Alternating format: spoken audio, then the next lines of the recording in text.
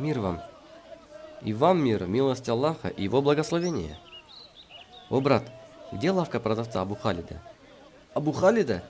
В третьей улочке, в конце рынка, парфюмерия Аманат. Да воздаст тебе Аллах благом, о мой брат.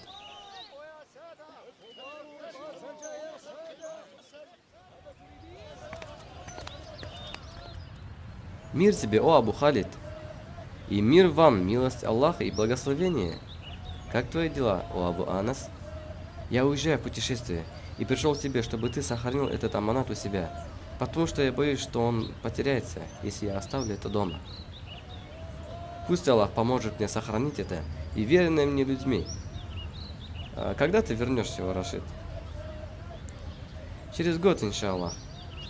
Возвращайся с миром, о мой брат. А что за это аманат? 10 тысяч и украшения моей жены. Отправляйся и будь спокоен, о мой брат.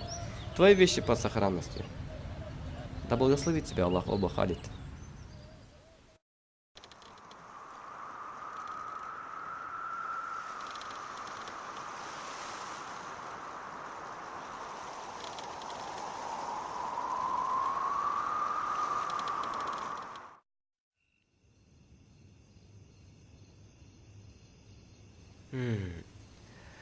После того, как 3 месяца назад утонула лодка с моим товаром, я терплю убыток в торговле.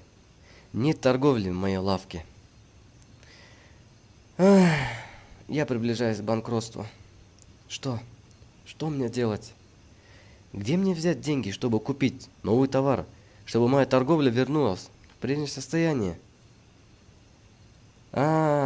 Кстати, у меня же есть 10 тысяч украшения такой же цены, которые мне оставили на хранение.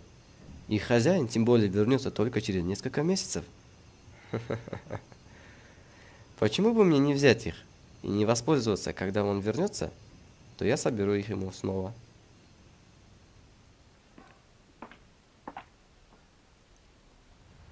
Хвала Аллаху за то, что ты вернулся с миром, о Абу Анас. Мир тебе Аллаха, о мой брат.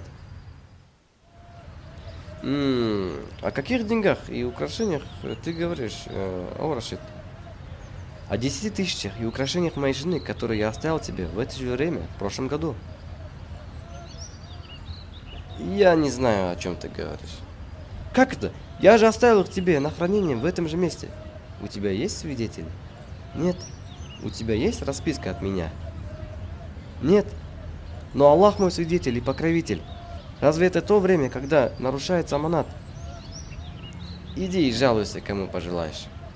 Я пожалуюсь в суде, и он заставит тебя вернуть мне мой аманат. Это первый раз, когда я слышу, что Абу Халид отрицает аманат и отрекается от него. Пойти ли мне в полицию и написать заявление о случившемся, или пойти сразу к судье? Судья потребует у тебя свидетелей, а у тебя их нет, ни одного свидетеля, нет расписки, подтверждающей то, что ты оставил у него золото и деньги. Так же и с полицией. Теперь что, мне молчать и оставить свое право? Мудро будет, если мы пойдем к человеку, имеющему положение в его глазах, чтобы он наставил его и предостерег от наказания тех, кто нарушает аманат. Возможно, он прекратит и возвратит тебе твой аманат. И кто этот человек?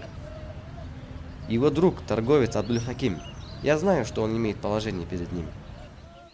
Нет силы и мощи, кроме как у Аллаха. Разве положение Абу Халида и других торговцев дошло до того, что они едят аманат у людей?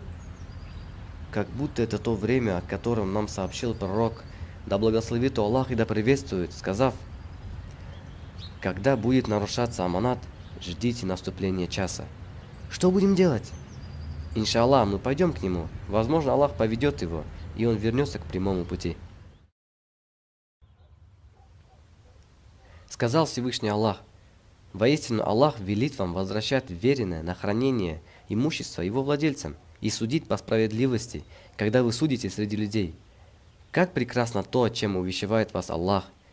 Воистину Аллах слышащий, видящий. Ты понимаешь смысл слов? Воистину Аллах велит вам возвращать веренное на хранение имущество его владельцам. Да, нет.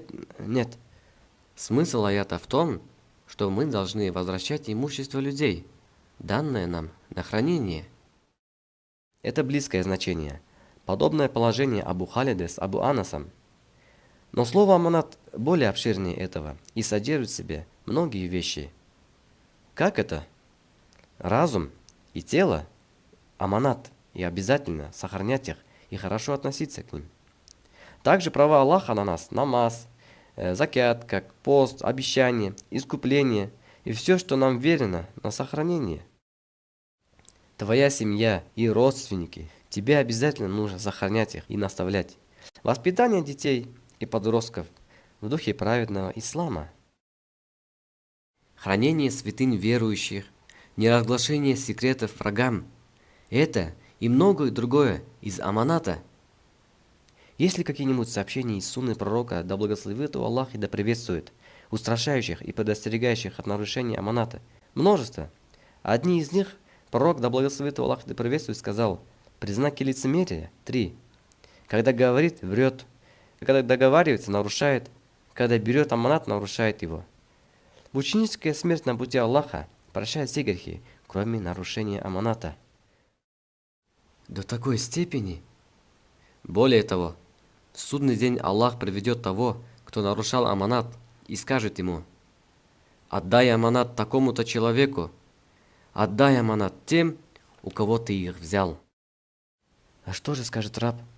Он скажет: о Господь, мирская жизнь ушла, все умерло, исчезло. Где я возьму аманат? И что ему ответят? Будет сказано войску наказание: отправляйтесь с ним в пропасти. Его поведут к пропасти и покажут аманат в той же форме, в котором ему был он дан. Он посмотрит на нее и узнает. Он спустится в пропасть за аманатом, пока не достигнет ее, и не понесет на плечах, пока не подумает, что он уже выбрался, и аманат упадет с его плеч, и он заново будет спускаться за ним. И так целую вечность. Вечность в аду по причине уходящей мирской вещи? Только из-за этого? Желаешь ли ты, брат, чтобы твой исход был подобен этому? Нет, клянусь Аллахом. Признаешь ли ты, что у тебя аманат перед этим человеком? Да, перед вами признаю, что я должен ему 10 тысяч и украшения. Итак, отдай ему аманат и сними со своих плеч этот великий грех. Свидетельствую перед Аллахом и всеми вами то, что я верну моему брату Рашиду его деньги и его украшения. Чего же ты ждешь? Торопись, да благословит тебя Аллах. Пусть Он сделает нас из числа тех, когда их постигает научение шайтана, они поминают и прозревают.